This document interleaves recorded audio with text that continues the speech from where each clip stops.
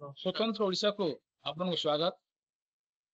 प्रिय दर्शक बंधु, आपण माने जानिथिबे दीर्घ 4 दिन धरी धामनगर और भद्रक जिलार तो सोशल मीडिया को नहीं तो अशांति परिस्थिति सृष्टि होता। एने धामनगर और भद्रक को घन घन पुलिस डीजी आईजी एसपी गस्त प्राय एबे शांति श्रृंखला भाव में धामनगर और भद्रक देखा देछि। तबे ए संपर्क में आमे धामनगर जन वरिष्ठ समाजसेवी तथा सांबादिक सहित भेटिचु। सी तांकर प्रतिक्रिया देवे ये जो धामनगर एवं भद्रक जो परिस्थिति सृष्टि होती किपर प्रकार ताकू देखुचंती।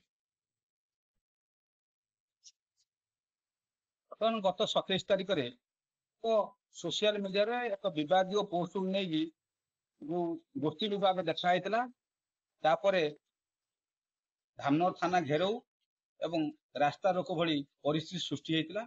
एने संगे संगे प्रशासन पक्षर धामनगर एवं दोबल अंचल 160 धारा लागू कराइला। दुकान बाजार सब बंद कराइला एवं इंटरनेट बंद कर दिया। तापरे गतकाली उत्तरांचल डीआईजी एठी आसिथिले एवं प्रत्येक दिन 27 दिन पाखरु आज पर्यंत प्रत्येक दिन एसपी एवं वरिष्ठ पुलिस अधिकारी धामनगर दोबल अंचल को गस्त करुले। रैपिड एक्शन फोर्स पेट्रोलिंग जारी रखिला। एबे धामनगर दोबल अंचल जो दुकान बाजार बंद थिला ता धीरे धीरे सब खोली। स्थिति स्वाभाविक आड़ को गति करुची।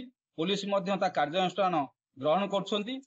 आज ए परिप्रेक्षी पुलिस महानिर्देशक धामनगर गस्त करते। एडीजी आते, उत्तरांचल डीआईजी आते, एसपी आते, एडीपीओ थे, तहसीलदार थे, सबू आसी धामनगर स्थिति की समीक्षा करते एवं ए बाबद सांबादिक सम्मेलन करते। सांबादिक सम्मेलन माध्यम समस्त जनसाधारण को एक वार्ता देइछंती।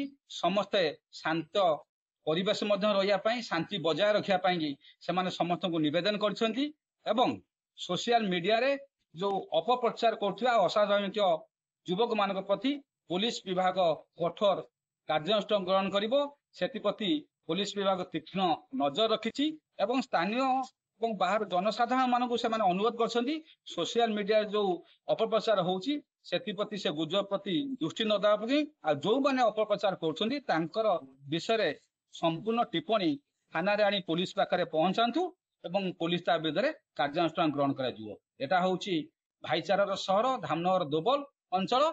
ए अंचल रे समस्त उभय गोष्ठी लोक भाईचारा बजाय कर रखती। केतक असामाजिक युवक आंक भितर विभेद जो सृष्टि करछंती ताहा धीरे धीरे प्रशमित होबाकू जाउची।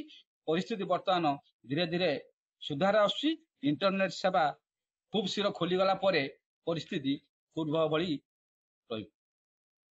चलो आमे जा देखुतलु वरिष्ठ सांबादिक तांकर प्रतिक्रिया प्रकाश करथिले।